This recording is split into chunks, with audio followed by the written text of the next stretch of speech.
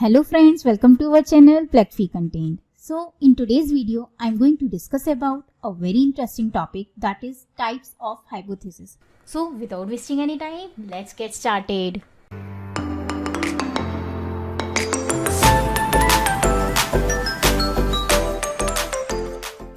So let me start by introducing the topic hypothesis. So hypothesis is a kind of a research question that helps us to predict what will be the result of our research. And it also helps to determine the relationship between the dependent variable and independent variable. Let me take an example. Let's say our hypothesis is mixing red and blue forms purple. In this hypothesis, the red and blue is an independent variable as we are combining the two colors, and the formation of a purple is the dependent variable. If you want to know about what is hypothesis and how to write a good hypothesis, then you can refer to one of my video where I have explained everything in the detailed manner.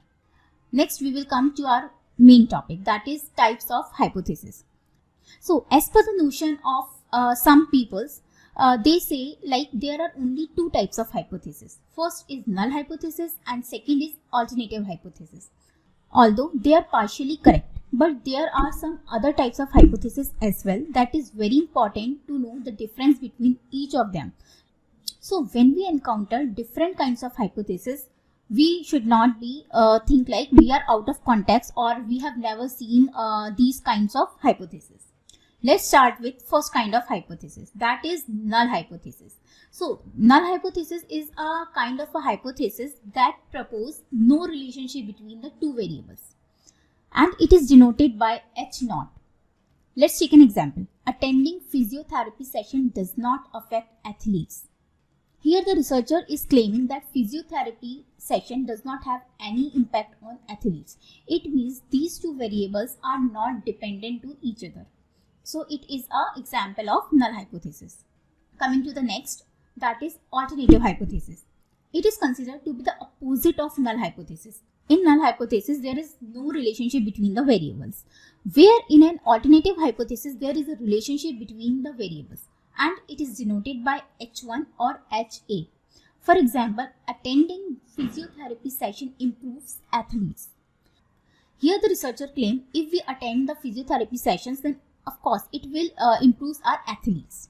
So in this example, there is a relationship between the variables, so it is considered as alternative hypothesis. Next, coming to the simple hypothesis. So simple hypothesis is a statement made to reflect the relationship between exactly two variables.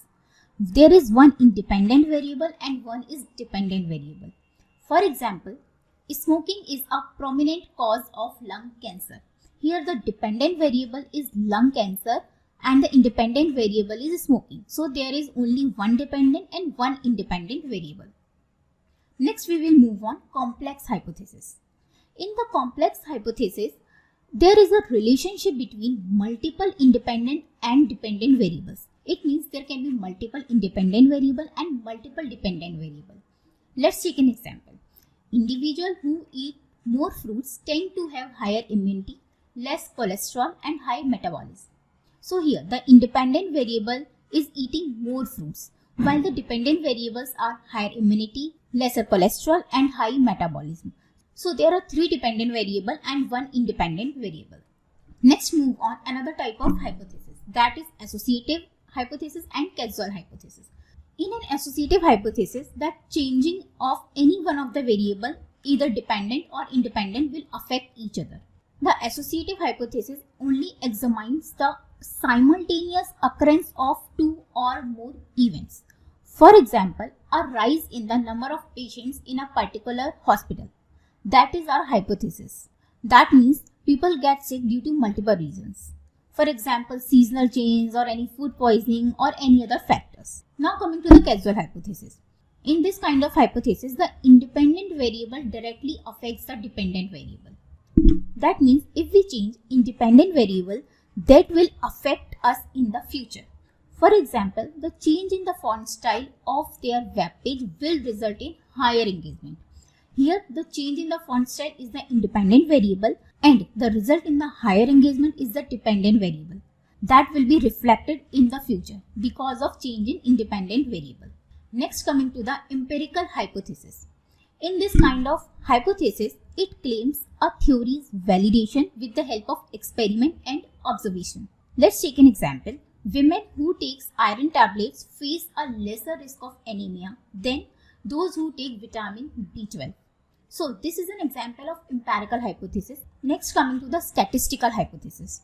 This is a type of hypothesis where we test an already existing hypothesis. For example, 44% of the Indian population belongs in the age group of 22 to 27. So it is a kind of hypothesis that is already defined somewhere. So this is all about different types of hypothesis. If you have any doubt, you can ask me in the comment section. Thank you so much for watching.